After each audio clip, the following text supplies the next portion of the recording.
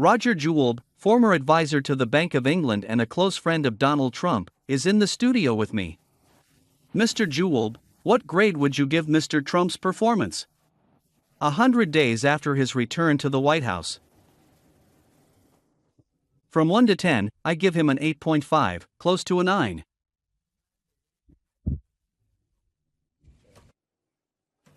I think there are two reasons why I give him this score.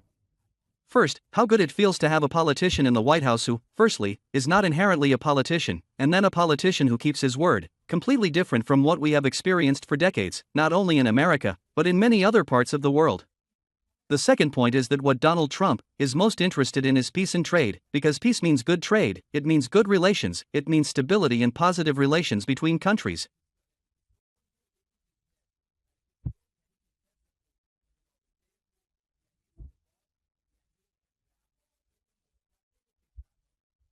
Today he said, "I really want Iran to progress."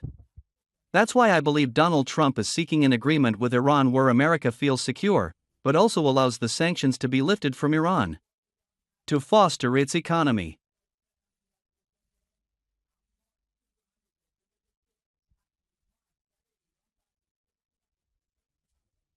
Perhaps Iran is one of those cases where the issue in conflict with Iran has made progress, positive progress as America itself says.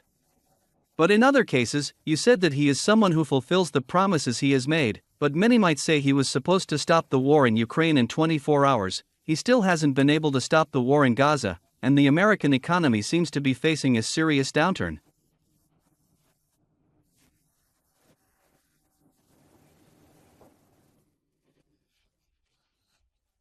Well, you said three things. First of all, yes, he didn't stop the war in Ukraine and Gaza, but he said that he likes to usually start a story with very controversial remarks, simply to draw public attention to the issue. Regarding the U.S. economy is now in trouble because of the tariff issue, but I personally believe this is his strategy. He likes to start the issue with a shock. He's always been trying to solve the tariff issue. Look, America has been taken advantage of for years. America has been taken advantage of for decades through tariffs, by devaluing the dollar, through tricks that have really ripped Americans off. Previous U.S. governments have put up with this. Trump started the tariff issue with shocking statements, then he came and suspended the tariffs for 90 days. These were all tricks to bring other countries to the negotiating table.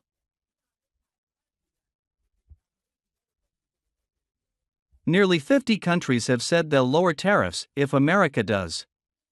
This is a negotiation tactic from Donald Trump. It's much better than sending large delegations of diplomats. Big dinner parties, long negotiations that lead nowhere. But right now, at least the polls show that the American people are feeling the hit from these tariffs, and the policy that you said is a technique for negotiation, but is hitting the American economy, even now, and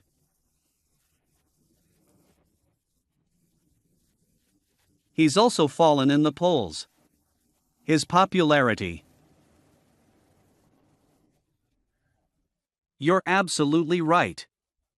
As the Times reported last Friday, a friend I know well, who owns the One America News Network, had shares worth $9 billion on the New York Stock Exchange. But after the tariff discussions, those shares plummeted by $9 billion. He's one of Donald Trump's close advisors himself.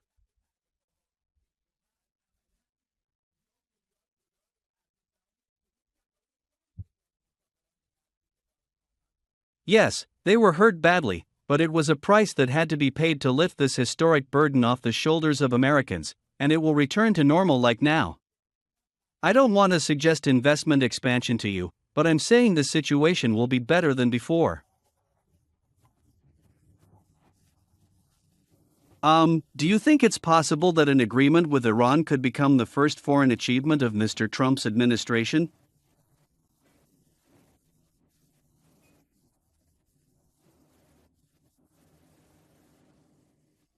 Anything I can do to ensure he has some foreign policy achievements in other areas as well, for example, in the area of immigration, in the area of border control, which are ultimately related to foreign policy, but I think the Iran issue can be one of the most important achievements, and one of the most unpredictable achievements of Iran.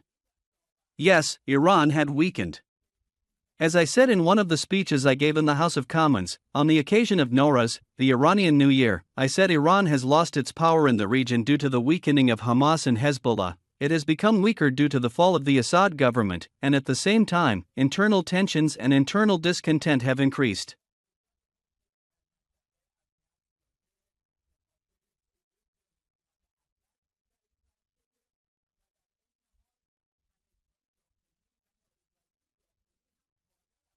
Iran's economy is in a really bad state, so it's much smarter for them to enter negotiations with the US now.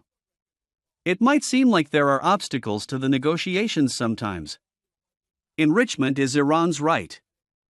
How much enrichment, how little, I don't know who will win these negotiations, but Trump has very strong persuasive power anyway. I feel that the Ayatollahs of Iran have realized that if they don't reach an agreement with the US and don't improve the economy for Iranians, then they've lost. And as a final question, regarding what's between the US and the Europeans. That has come up in many cases that Mr. Trump is bringing up. It seems he has completely sidelined the Europeans, from Ukraine to the issue of negotiations with Iran itself. How are relations progressing? The US-Europe relationship isn't great right now. Yeah, I think they've sort of sidelined the Europeans. He doesn't support many of the measures the Labour government here in Britain has taken, and he'll say so. I think, well, because someone like Tony Blair knows, will try to help him. I know the view I have isn't very popular, but I feel he can help steer Starmer's path in the British government.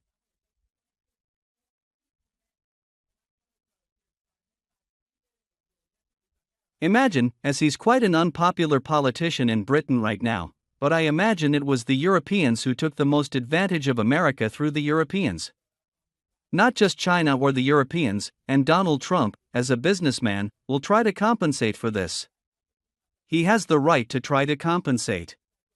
Many are debating here now, asking why are you imposing tariffs on our car exports? We'll impose tariffs on your cars too, for example. But the reason is that your car is very fuel efficient. But that's not the issue, it's a business discussion, and Donald Trump is the first, since Harry Truman, a very old US president, who's not a politician. A businessman. Politics is child's play to him. He'll run politics like a business. With these tariffs, he warns and scares his opponent, then gives them 90 days to breathe. But I think when the dust settles, the markets will return to normal. Maybe I'm wrong, but anyway, this is his way of deal-making, his tricks. Thank you, Roger, former advisor to the Bank of England, a close friend of Donald Trump.